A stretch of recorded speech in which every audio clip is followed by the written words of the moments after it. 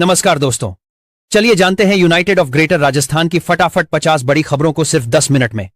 लेकिन उससे पहले आप यह वीडियो किस जगह से देख रहे हैं हमें कमेंट में जरूर बताएं। राजस्थान के मौसम में अचानक ठंड बढ़ गई है और कई जिलों में शीतलहर जैसा असर दिखा है। सुबह शाम कोहरा भी बढ़ रहा है जिससे सड़क यातायात पर असर पड़ा है और मौसम विभाग ने लोगों को सतर्क रहने की सलाह दी है। फतेहपुर शेखावाटी में सुबह का न्यूनतम तापमान बेहद नीचे चला गया है। ठंडी हवाओं के कारण किसानों और मजदूरों की दिनचर्या प्रभावित हुई है और बाजारों में गर्म कपड़ों की खरीद बढ़ी है। राज्य प्रशासन में बड़े फेरबदल की चर्चा के बीच मुख्य सचिव पद के लिए वी श्रीनिवास का नाम आगे बढ़ने से सचिवालय में हलचल है और कई विभागों में नीतिगत बदलाव की उम्मीद जताई जा रही है। संपत्ति रजिस्ट्रेशन के नए दर लागू होते ही खरीद फरोख्त की लागत बढ़ गई है। आम खरीदारों को अतिरिक्त पैसा खर्च करना पड़ रहा है और रजिस्ट्री कार्यालयों में नए नियमों को लेकर काफी भीड़ देखी जा रही है। जयपुर रींगस हाईवे प्रोजेक्ट से जुड़े मामलों को लेकर अनिल अंबानी ने कहा है कि जांच पीएमएलए की नहीं बल्कि फेमा नियमों के तहत है, जिससे मामले पर चल रही अटकलों पर कुछ हद तक रोक लगी है। राजस्थान की U23 क्रिकेट टीम ने दिल्ली को 137 रन से हराकर शानदार प्रदर्शन किया है और करण लांबा व मुकुल चौधरी की बल्लेबाजी ने टीम के मनोबल को काफी बढ़ाया है।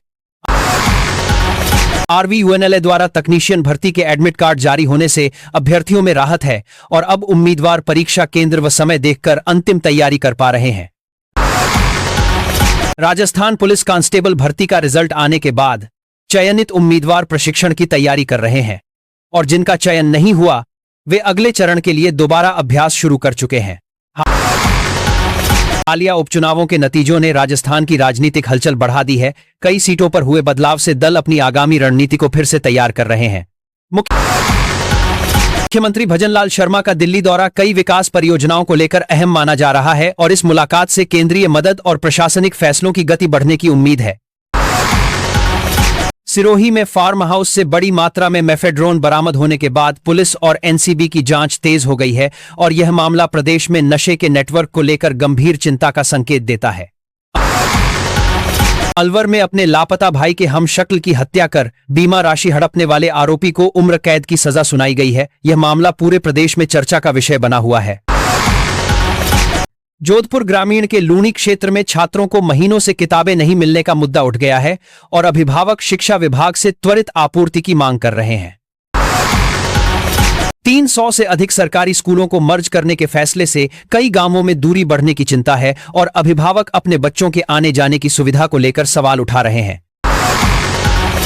10वीं 12वीं बोर्ड परीक्षा केंद्र बदलने के प्रस्ताव से छात्र असमंजस में हैं और बोर्ड का कहना है कि यह कदम नकल रोकने के लिए जरूरी है। हालांकि सुविधा को लेकर सवाल बढ़ रहे हैं।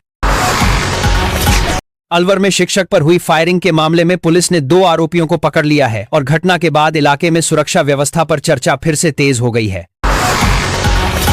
राजस्थान के कई बांधों में पानी का स्तर गिरने से जल संकट की आशंका गहराई है और सरकार जल संरक्षण और वैकल्पिक आपूर्ति योजनाओं पर काम कर रही है। बालोतरा के कलावत्सर गांव में पानी की टंकी वर्षों से बंद पड़ी है। इससे परेशान ग्रामीणों ने जल विभाग से नियमित आपूर्ति बहाल करने की मांग की है। भिवाड़ी टोल प्लाजा पर युवकों द्वारा कर्मचारी से मारपीट का वीडियो सामने आने के बाद सुरक्षा को लेकर सवाल उठे हैं और पुलिस ने मामले की जांच शुरू कर दी है। मारवाड़ इलाके में एनटीएफ ने एक कुख्यात स्मैक तस्कर को पकड़कर नशे के नेटवर्क पर बड़ी कार्रवाई की है और पूछताछ में कई सुराग मिलने की बात सामने आई है। राजस्थान में कानून व्यवस्था को सुधारे रखने के लिए पुलिस ने कोर्ट से अनुरोध किया है कि जो अपराधी लंबे समय से लापता चल रहे हैं उन पर उनकी गैर मौजूदगी में मुकदमा चलाया जाए, जिससे गुनाहगारों को बचने का मौका कम हो सके। राज्य विधानसभा ने हाल ही में कोचिंग केंद्रों को नियंत्रित करने के लिए एक नया कानून पास किया है जो उन्हें पंजीकरण करने, न्यूनतम इंफ्रास्ट्रक्चर बनाए रखने और छात्रों की मानसिक सेहत का ध्यान रखने की जिम्मेदारी देता है। सरकार ने सड़क सुरक्षा पर जोर देते हुए एक 15 दिवसीय अभियान शुरू किया है जिसमें ओवर स्पीडिंग और शराब पीकर गाड़ी चलाने वालों के विरुद्ध विशेष कार्रवाई की जाएगी और नियम तोड़ने वालों के लाइसेंस रद्द किए जाएंगे। इस अभियान के तहत अब तक लाखों लोगों को यातायात नियमों के प्रति जागरूक किया गया है और हजारों चालकों को चालान भी जारी किए गए हैं ताकि सड़क दुर्घटनाओं को कम किया जा सके। मुख्यमंत्री भजनलाल शर्मा ने शराब पीकर वाहन चलाने वालों के लाइसेंस रद्द करने का आदेश दिया है और यह भी कहा है कि जो डॉक्टर चालकों की आंखों की जांच में गड़बड़ी कराते हैं उन पर भी कार्रवाई होगी। कोचिंग केंद्रों के नए कानून के तहत यह अनिवार्य किया गया है कि सभी संस्थान पंजीकृत हों। बिना पंजीकरण वाले कोचिंग सेंटरों को बंद किया जा सकेगा या जुर्माना लगाया जाएगा। नए कोचिंग कानून में छात्रों की मानसिक चुनौतियों को ध्यान में रखते हुए यह प्रावधान भी है कि कोचिंग केंद्रों को तनाव प्रबंधन और छात्र परिवार संवाद की व्यवस्था करनी होगी ताकि पढ़ाई का दबाव बेहतर तरीके से संभाला जा सके। लापता अपराधियों के खिलाफ मुकदमा उनके अनुपस्थिति में चलाने की मांग उठी है, जिससे न्याय प्रक्रिया में तेजी आने की उम्मीद है और कदम से संगठित अपराधियों को पकड़ने में मदद मिल सकती है। कोचिंग संस्थानों के लिए बनाए गए नए नियमों का उल्लंघन करने पर जुर्माना लगाया जाएगा और अगर वे बार बार नियम तोड़ते हैं तो उनका पंजीकरण रद्द भी किया जाएगा। सड़क सुरक्षा अभियान के तहत पुलिस ने 8 वाहनों को जब्त किया है, जिनमें ड्रंक ड्राइविंग, ओवरलोडिंग और गलत दिशा में चलाने जैसे गंभीर उल्लंघन शामिल हैं, जिससे नियम तोड़ने वालों को संदेश देना है कि कार्रवाई की गुंजाइश कम है।